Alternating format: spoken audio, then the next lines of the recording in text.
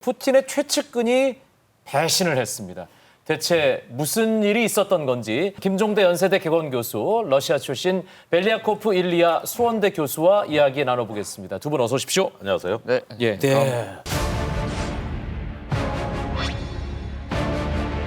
Без боеприпасов, потери в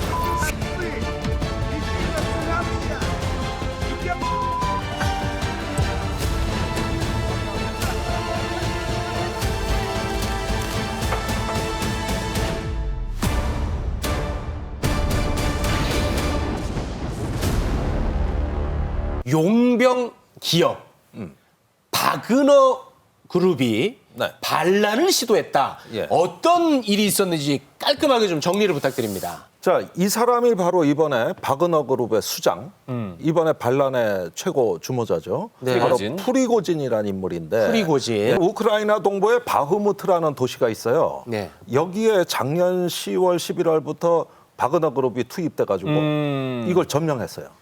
러시아 정규군이 못하는 거를. 네. 그래서 여기서부터 이제 프리고진이 딱 위상을 세우기 시작한 겁니다.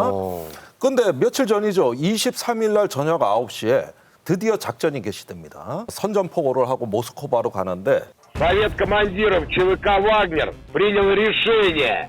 Зло, которое несет военное руководство страны, должно быть остановлено. Они пренебрегают жизнями солдат. Они забыли слово «справедливость», и мы вернем ее. 이 네. 바그너 그룹이 러시아 정규군에 뭔가 불만이 있어 보이네요. 네, 그렇습니다. 그러면서 세르게이 쇼이구 그 러시아 국방장관, 그다음에 발라리 게라시모프 총참모장을 공개적으로 저격하면서 네. 푸틴한테 요구합니다. 저 사람들 갈아치워라. 그런데 말을 안 들으니까 이제 푸틴이 그 사람들 편을 드니까 안 되겠어. 바로 저렇게 선전포고를 하고 드디어 행동을 개시하는데 24일 날 오전 7시 30분 이때 로스토프주를 이제 쳐들어가는데 여기에 러시아 남부군 사령부가 있어요. 그런데 그 군사 시설을 총 한 방 안 쏘고 점령해버립니다. 그래요? 바로 점령을 하는데 요게 7시 30분인데 네. 잠시 후에 점심시간엔 이리로 이동합니다. 와. 예, 여기 이제 보로네시주 여기서 군사 시설을 또 점령합니다. 이렇게 올라가는 거예요. 이렇게. 자, 모스크바 쪽으로 점점 가까이 가죠. 그러다가 저녁 8시에 모스크바 남쪽 200km 지점까지 올라가서 바로 모스크바 코아까지 가는 거예요. 네. 그러면 이동 거리가 아침 7시부터 저녁 8시까지니까 24시간 남짓하는 거리인데 네. 이동 거리가 800km예요. 제가 군사 전문가 오래 했지만 네. 하루 만에 800km를 진격했다는 작전은 동서고금을 통틀어 본 적이 없거든요. 와. 바람같이 나타나가지고 거의 신의 경지에 가까운 이 무시무시한 속도감이 느껴집니까 이게? 와. 이게 가능한 얘기냐고. 하루에 80km를 점령해도 많이 하는 건데 네. 800km가 거리가요. 부산에서 블라디보스토크까지 거리예요. 하루 만에 푸틴 턱밑까지 간 겁니다. 그러면 푸틴 화가 났겠지요? 화가 났죠. 경고했습니다. 맞아요. 화면 보고 옵니다. 네. Кто готовил вооруженный мятеж, встал на путь шантажа и террористических методов, понесут неименуемое наказание. Мы не дадим этому повториться. Защитим и наш народ, и нашу государственность от любых угроз. 예고치도 않게 네. 너무 크게 나타나서 너무 급속히 절수됐기 때문에 사람들도 되게 많이 놀랐습니다. 그러니까 진격한 것도 깜짝 놀랐고 허무하게 돌아간 것도 깜짝 놀랐고 맞아요. 아무튼 네. 러시아 국민들은 굉장히 혼란스러운 상황입니다. 그렇죠. 자, 그러면 이 일을 벌인 프리고진 네. 이 사람 도대체 어떤 사람이길래 이렇게 겁이 없습니까? 이력이 화려하던데요. 원래 프리고진은 과거에 푸틴 요리사였어요. 요리사요? 핫도그를 잘 만들어요. 여기에 저기 푸틴이 그 입맛에 완전히 저격당한 거예요. 그런데 원래 요리사도 아니에요. 네. 이 사람이 자범 출신이라고요. 그러니까 범죄자요? 교도소를 재집 드나들었어요. 그러다가 이제 음식업을 한 건데 총 감옥에서 9년을 살았다 그럽니다. 그래서 요리사로서 푸틴하고 굉장히 친밀한 최고 권력자의 음식을 만들어 주는 거니까. 음식을 만드니까. 네. 그러니까 의심을 해서는 안 돼요. 그렇죠. 여기 뭐가 있는지도 모르고 음식에. 네. 그래서 대부분 이 독재자 밑에는 요리사가 실권자더라고요. 네. 완전히 어떤 충성스러운 네. 아주 맹종을 하는 인물이었죠. 군인 출신이 아니었군요. 예. 근데 이거 저는 개인적으로 좀 궁금해요. 러시아 군대 하면 무섭잖아요. 그렇죠. 힘 세고 네. 정규군이 있는데 왜 이런 용병 그룹을 자꾸 쓰는 겁니까? 본격적으로 크림반도에 2014년에 합병하고 난 다음에 그쪽에서는 활동을 시작했는데 정규 군대가 할 수 없는 것들이 있어요. 그러니까 빨리 그것도 법에 걸치진 않고 빨리 어딘가에 들어가서 어떤 업무를 수행하는 데 있어서 영변 단체를 쓰는 게 훨씬 더 효율적이고 효과적일 수도 있습니다. 긴급성을 요할 때. 네. 그리고 시간도 많이 안 걸리고. 그렇죠. 비밀리에 뭔가 임무를 수행할 때. 그렇죠. 아. 그게 바로 우리가 2014년 크림반도에서 합병 과정에서 봤던 그림입니다. 이 바그너 그룹 러시아 입장에서 푸틴의 입장에서 성과도 내고 신뢰도 받았고 네. 그랬는데 이번에 왜 반란을 시도한 건지 그러니까요. 이게 궁금합니다. 그러니까 프리고진의 주장에 의하면은 이번에 이 바흐무트 전투를 하면서 2만 명이 사망했다. 뭐 일각에서 서방 언론에서 10,000명이라고도 하는데 이 용병 그룹에 그 죄수들을 주로 모집을 해가지고 그랬어요? 이 용병을 편성했는데 러시아 범죄자들을 끌어다가 이거 편성한 그러니까 거예요? 그 범죄자를 감옥에 가서 모집하고 또는 학교에서 홍보하고 심지어는 포르노 사이트에서도 모집을 하고 전광판으로 공개적으로 모집했어요. 그랬어요? 예, 그래가지고 이렇게 크게 하나의 네트워크를 구성해가지고 끌어들인 겁니다. 그 모집된 인원의 80%가 죄수였다 그래요. 그래가지고 전쟁에 투입을 했는데 네. 지금 엄청난 희생을 치렀습니다. 아이고. 그러니까 이제 자유와 돈을 주겠다고 하니까 몰려왔지만 네. 이게 부족한 보급이라든가 여러 가지 어떤 그 전투 상황에서 러시아 국방부로부터 성에 차는 지원을 못 받았고 그래서 계속 죽어 나갔는데 그러던 중에 세르게이 쇼이구 이게 바로 결정적인 사건인데 국방장관이 국방부하고 거기 모든 소속 용병들은 계약을 맺어라. 그러니까 정규군으로 편입을 시켜서 통제시키겠다. 그 시한이 이번 달 말입니다. 그러니까 이제 시한이 다가오는 거예요.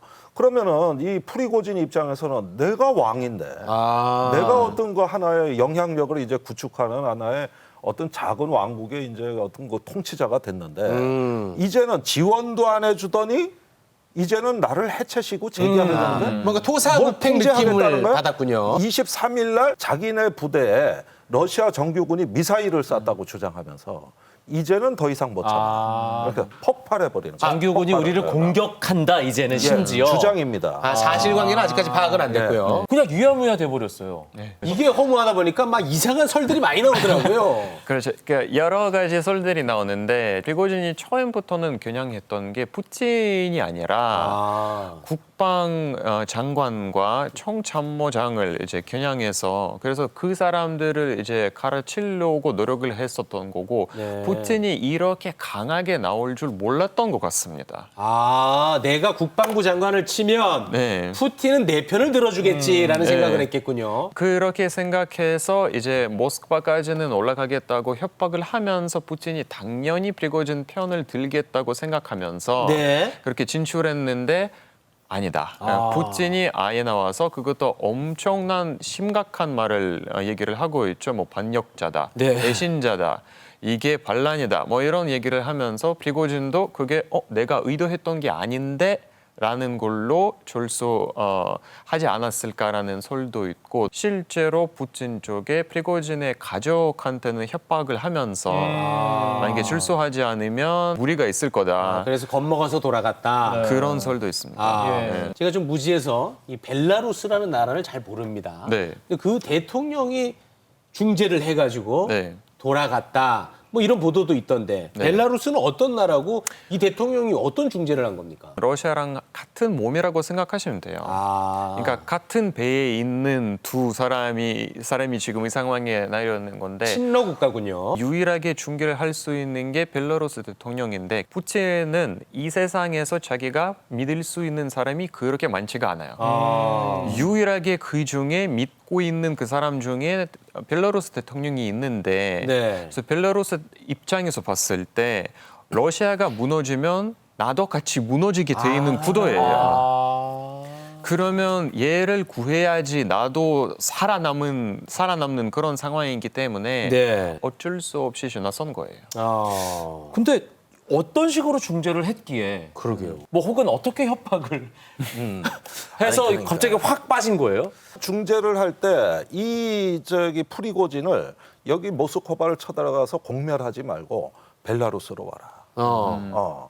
여기서 보호를 받고 면책을 해주겠다. 네. 이렇게 하니까 잔뜩 하루 만에 갔다가 여기서 36시간 만에 또 다 빠져나온 거거든요. 네. 짧은 1박 2일간의 압축적으로 다 일어났다는 그러니까 거예요. 믿을 수가 없기 어디까지 때문에. 믿어야 되느냐. 지금 예. 이 문제는 아직은 미주습니다. 네. 중간중간에 되게 인상적인 장면이 많았잖아요. 네. 또. 아니 그러니까 저는 그래서 진짜 네. 궁금한 게, 자 바그너 같은 경우는 네. 반란 세력이란 말이에요. 그러니까요. 그 국민들이 볼 땐 지탄을 해야 돼.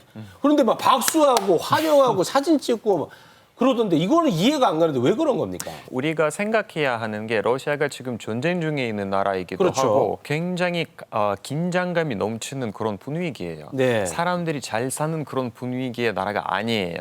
그런 분위기에서 갑자기 대통령에게 뭔가에 도전을 해주는 사람이 나타나기만 하면 바로 영웅이 돼버리는 상황이에요. 그러니까 이런 지금 우리가 긴장감 속에 살고 있는 상황을 어떻게든 바꿀 수 있다면 네. 바꾸기만 한다면 충분히 우리가 지지를 보낼 수 있다라는 신호로 저는 개인적으로 읽고 그러니까 있고요. 지지하는 국민은 반 푸틴이에요?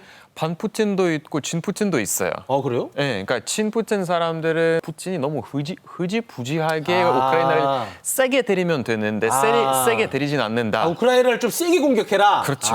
프리고진이 한 얘기가 그거예요. 세게 때리자. 반 푸틴 사람들은 이게 뭐야? 이게는 내란이잖아. 근데 이렇게라도 푸틴을 무너뜨릴 수 있다면 충분히 지지할 의지가 있다. 네. 그거예요. 알겠습니다.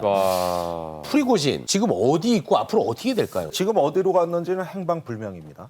아무도 그 소재를 지금 모르고 있어요. 여기서 관심사는 전쟁보다도 러시아 국가가 이제 실패 국가가 되는 거 아니냐. 네. 러시아가 이제 그 국가의 어떤 행정이나 군대가 마비되는 국가 실패의 양상으로 가고 푸틴의 위상은 추락하는 거 아니냐. 내년 대통령 선거란 말이에요. 네. 그러니까 이런 부분에서 지금은 전쟁 양상보다도 러시아 국가의 존속 여부, 이 러시아가 어디로 가는 거야. 온통 관심사가 그리로 가버리다. 네, 알겠습니다. 좀 더 지켜봐야 저희도 될것 계속 같아요. 관심 있게 지켜보겠습니다. 예. 함께해 주신 두 분 고맙습니다. 고맙습니다.